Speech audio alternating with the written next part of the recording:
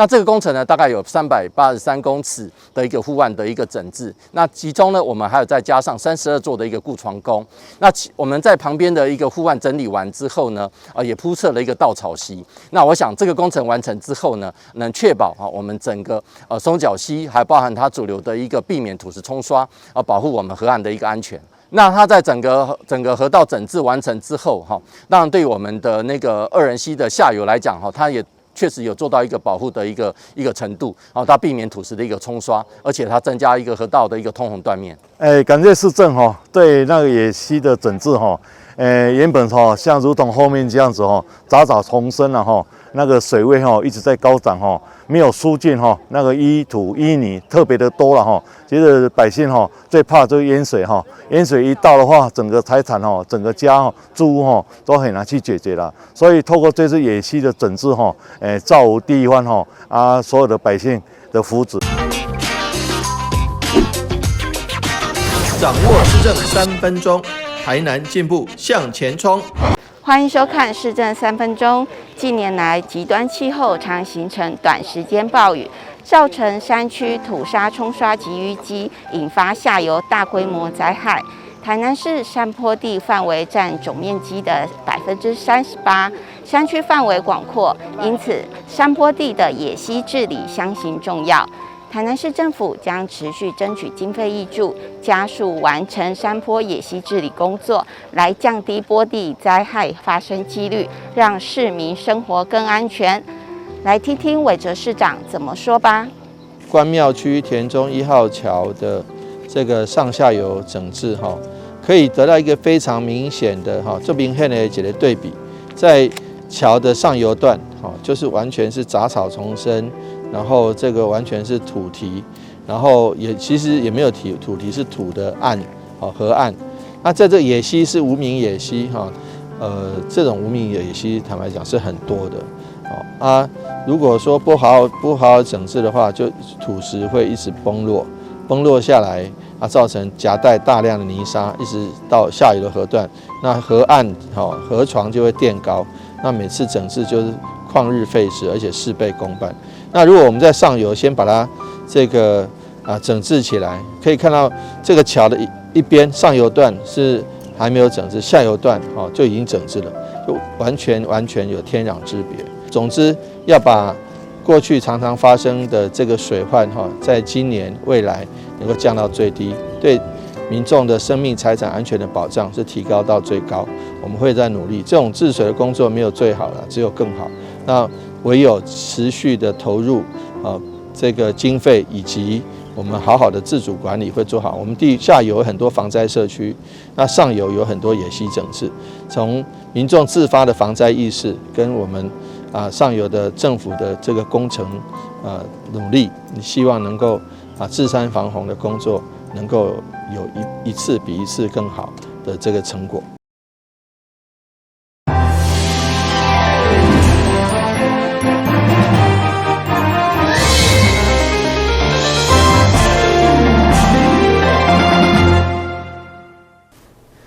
另外，今日欢迎收看7月13日中嘉台南电影新闻。台南市形式社会主体为伫南区开立兴建案上午正式开工，透过中央甲地方合作来加速公有主体兴办，预计114年底完成，将提供300户互愿意回乡打拼的青年有多元的选择。台南市南区第一位社会主体动土基地，就位伫南区中华西路甲新建路顶，交通相当利便，适合创业的青年甲小家庭来住。而这嘛是内政部营建署甲国家主体都市更新中心合作开辟，总经费13亿。7月13号顺利举行开工暨护甲动土典礼。内政部政务处长花金群甲市长吴一铁等贵宾拢共同出席见证，预计114年的完工，将提供300户的社会主体。第一桥开工顺利，第二桥共土平安，第3桥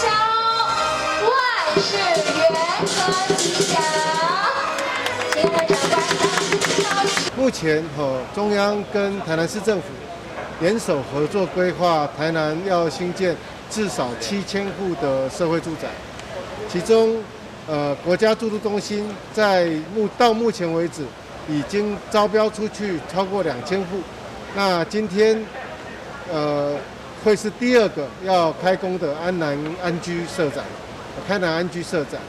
那另外今年底我们预计还会有2000户左右的社宅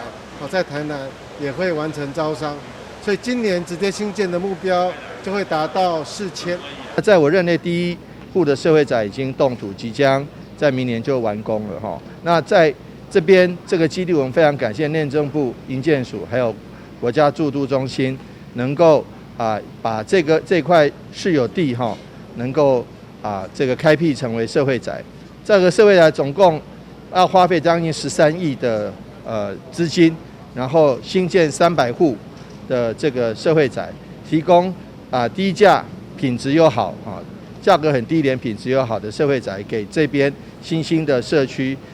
以及年轻人使用。在厝价愈来愈悬的时代，如何实现大的正义减少炒房？政府加速并且得管道取得台南公有主体用地来开辟，已经是必要政策。据了解，台南市目前兴建当中的社会主体已经达到7000户，特别是将旧社区活化，有全新的公有主体诞生，使人期待。台南新闻军集采访报道。台南市立游泳池经过当外整治，将于7月13号正式启用。市长吴体育局长陈良乾甲侪民代体育界代表拢到场祝贺，共同迎接台南市这座全新的游泳池。台南市立游泳池虽然伫2冬前停止营业，但经过市府向体育署争取以及民间业者协力之下，就历经1冬外整修，并透过委外营运者投资优化来补装潢，泳池将于13日正式启用。其实这个游泳池是有历史，但是就因为它有历史，所以有点年久失修，在1年多前在2年前停止营业。那这期间，我们跟体育署争取了1900万，台南市政府也自筹900万。那得标的民间公司也出资1700万，这样总共将近3000多万了，3500多万，3600多万，一起来把这个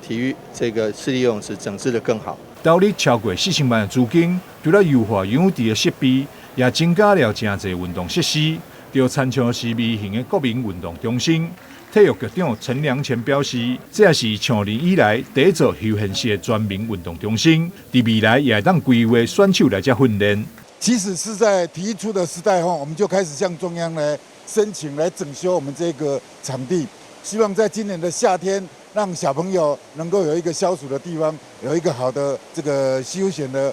去处我在7月1号上任以后呢，除了规划很多的运动场馆以后，这座游泳池大概是第一座完成的一个休闲全民运动的中心那室外的未来我们会规划一个很标准的游泳池，让我们的选手也能够投入在这边训练。很好，有这个地方可以让市民活动，可以泡汤，有温水，还有烤箱，还有冰水，游泳，还有健身房，非常好。台南市立游泳池借由更多元的运动空间的建制，打破传统游泳池借当游泳的刻板印象，望打造成台南市微型国民运动中心的标准。台南新闻张硕维、杨顺怀采访报道。台南市知名数学家陈吉山甲歌唱艺术协会团长宋庭轩，这对翁仔某将伊打拼奋斗过程出版一本大鹏展翅的新册，13号特别伫议会办新册发表甲签名会。会中并且捐赠予省会联合会等4个弱势团体，希望鼓励新障者会当克服障碍，走出属于家己的一片天。由陈吉山甲宋庭轩两位艺文界的翁仔某共同发表的这本《大鹏展翅》的新册，内面除了记载因对少年打拼的奋斗，也是书法、剑道、甲独创的选草书体，结合剑道书法加演唱艺术，行出家己的一片天。历经了1年多，这里面有5个章节，这个章节里面有陈老师跟生命搏斗、变魔搏斗、奋斗的故事，然后瘦骨如柴，快要死掉了，然后接受社会的帮助，包括吴修齐先生给他铁衣替衫打给了，包括救济院躺了3年，然后慢慢的剑道恢复了，就去练剑道。后面你们看到了这老师的创作，这后面有很多老师的墨宝，其实这是创作，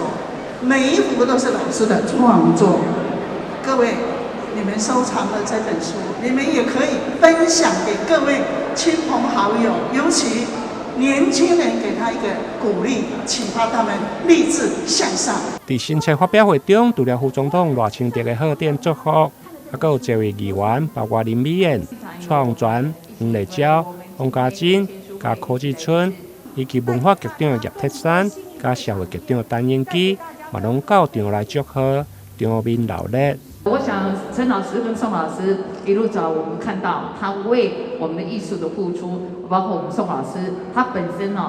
一段时间身体状况也不是很好，但是呢，透过歌声，他也是来做一个自我疗愈。他们夫妻我有看过一个底下写书法，一个边来唱歌。我们有看到我们陈老师在书法里面他是非常就是有跳动性的，那是有感情的。这感情是咱宋老师伫边啊唱歌，经过歌声互伊呢陈老师将他的作品能够就非常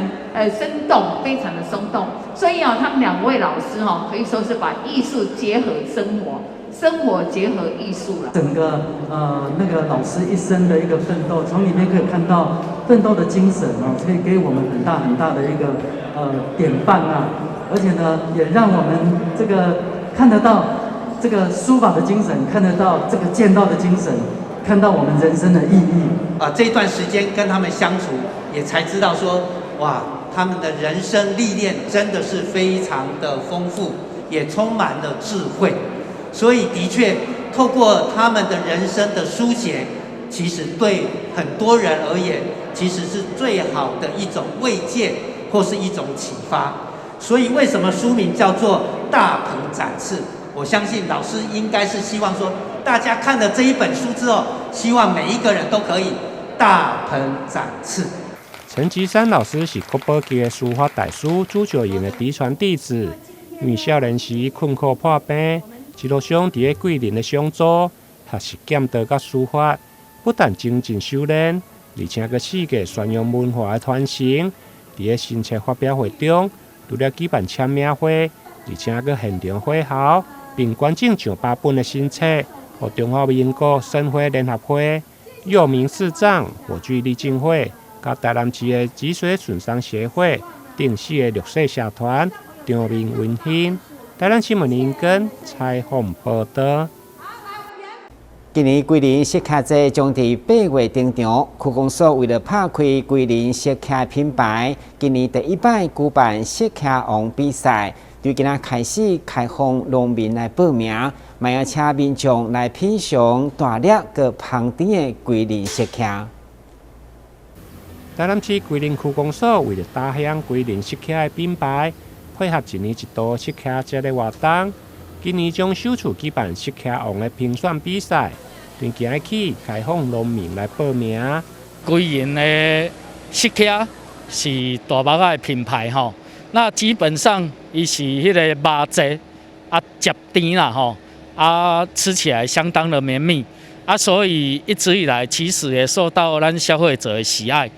这届呢，为着要再度打响咱桂林世家的品牌，所以我们特别举办咱的世家王的比赛咱世家王的比赛主要是来用蹦动的。上大粒上重的来得胜安尼吼，那基本上我们预定在8月7号办理世家节的活动。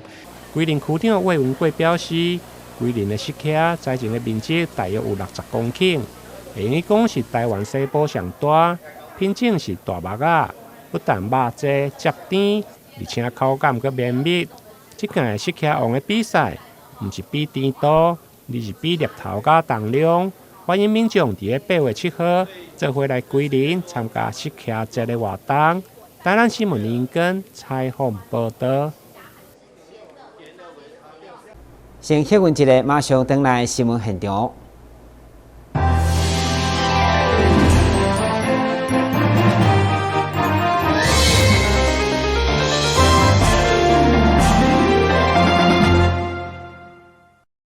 为了感谢迄段期间投入弱势学生营养午餐的爱心企业，其中委托上午亲自颁发感谢状，包括丰盛建设等9位企业，以及组织基金会主动捐赠10万元的豆泥等善行。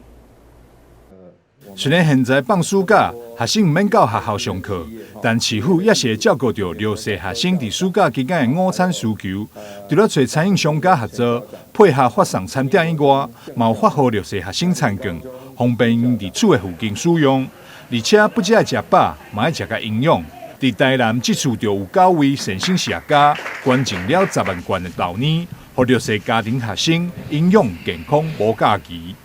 1、2、3。慈济基金会在不在？在。我们今天非常高兴哈，我们台南市有好多杰出的企业家，包括丰城公司、宏正公司、奇异公司、降博公司、欣喜公司啊，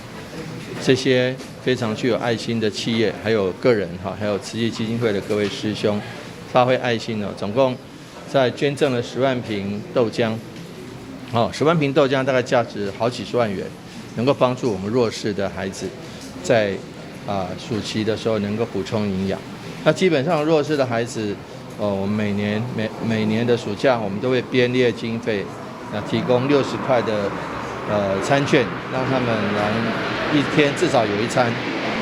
但是除了正餐之外，我们非常感谢我们这些爱心人士他们提供的营养补充，可以让孩子有更好的这个环境。捐赠代表丰城建设董事长王志明表示，长期以来得到资助基金会亲近慈善工作，考虑到今年疫情尤为严峻，真侪弱势家庭学生更加需要协助，所以法院邀集另外8名基金会志工以及善心企业共同参与这次爱心豆泥捐赠。我们慈济其实在提供孩子的这一些物资上，当然包括到平常的这一些食物，还有所谓的蔬果箱，那也是希望给他们一个营养均衡的营养支持。那今年度，也感恩也刚好让我们有这个机会，我们有一些善心的师兄姐，还有一些企业，他们也觉得除了吃饱以外，那在营养的部分，我们也可以来给这些学生一个更好的支持，所以今天才有促成，让我们有这个机会来提供这个植物性的蛋白质就是所谓的我们的这个豆奶。那也希望这些孩子他们有一个营养健康的暑假。这10万元的豆泥将会送予台南市府下受赠资格7406名弱势学生，每人12元，为因提供优质的蛋白质补充，也希望会当让因感受到社会的温暖和支持。台南新闻张秀伟采访报道。台南市政府13档前曾经并预算要来拓宽东区凯旋路后段连接林新路，不过当时因为烦恼影响后甲高中学生的受教权，所以一直拖延到今。经过地方积极争取，教务局已经要开工，预计112年完工通车。台南市政府教务局近年来完成东区凯旋路后段通到林新路的道路拓宽工程发包，预定7月18进场施工。完工以后，就有效疏解目前东林路的塞车。市长委托嘛特别前往视察道路的状况。看凯旋路的一个延伸的计划，总共经费呢5600万。那这样子的话，会对于凯旋路的整个的交通的顺畅会有重大的影响。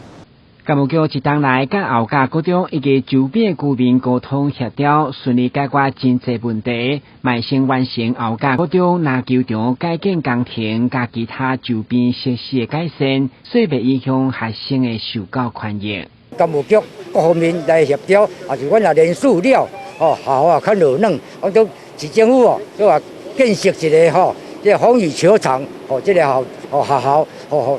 造成大家酸言。因为家每个月，高中事故真悬啦，所以希望拍通以后会减少，就感谢市长，感谢蔡小伟，感谢蔡浪泉，而且多谢。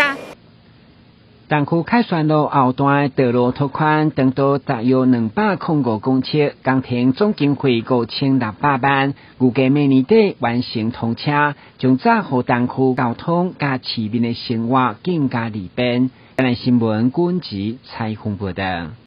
披萨予一般人印象拢是圆形的，不过伫高雄三明区有一间店卖却是四角形。每一喙拢会当食到丰富配料，而且买当自由搭配口味。经历过长时间发酵的白色面团被分成一球一球，在巧手揉捏下逐渐定型，放入方形的烤盘中，经过简单的烘烤后，散发出温润的面包香气。在上面撒上各种丰富的配料，满满一大盘罗马披萨就完成了。因为我们那时候在德国发现呢，很多的披萨。这种方形披萨都在车站出现，像是什么亚历山大广场啊，或是很多什么广场那些都是快速的小卖店，他们就是一个 street food。然后我们所以就很常吃这个披萨。那很常为什么很常呢？因为第一个它便宜，等于说它一份我吃2个口味，然后可能才等于外面一个圆形的披萨，甚至等于一份麦当劳的价格而已。那觉得这个，然后又可以吃到2个风味，然后也是新鲜的食材，所以大家就想说，这个披萨好像在台湾会有机会。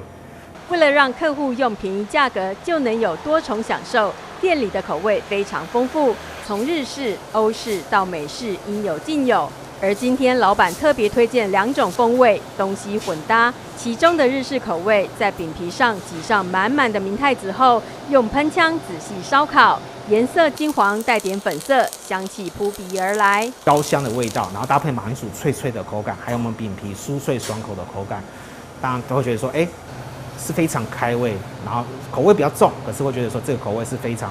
适合台湾人喜欢的味，因为毕竟它是日系的出来，然后带点甜甜咸咸，没有像外面看到明太子那种辣辣的感觉，是一点甜甜咸咸的风味。而另一种欧式风味，使用切片的杏鲍菇、火腿以及自制的松露起司酱，3种元素层层叠叠，创造了深厚浓郁的韵味。那大家也知道，松露它是出自于土壤的部分，所以跟同样出自于土壤的杏鲍菇。它是有很 match 的风味，然后杏鲍菇烤完以后会有脆脆的口感，搭配火腿所以也会有很多层次，你会吃到松露、火腿的软嫩，然后杏鲍菇的脆口，还有饼皮的酥脆。店里陈列的披萨都是8分熟，点完餐之后才进入烤箱做最后的烘烤，目的就是保留最新鲜的风味。而完成的披萨底部呈现金黄焦脆，但本体又非常柔软，一口咬下层次丰富。如此满足的口感，秘诀就是侧面的气孔。大家可以看到，我们饼皮是有它的气孔在的。那这个气孔刚刚好，其实就像是可颂的气孔一样。对，它就是我们嚼劲的来源。所以我们的饼皮介在所谓的薄皮跟厚皮的中间，变成说我们底部是酥脆，中间有嚼劲，然后上面是有很丰富的料。每次看到披萨店越来越丰富的口味，是不是每一种都想尝试看看，但又因为分量而却步呢？那就来这里自由挑选，搭配你中意的口味吧。记者邱玉婷、陈柏宏采访报道。感谢收看7月13日中嘉台南电新闻，咱再会。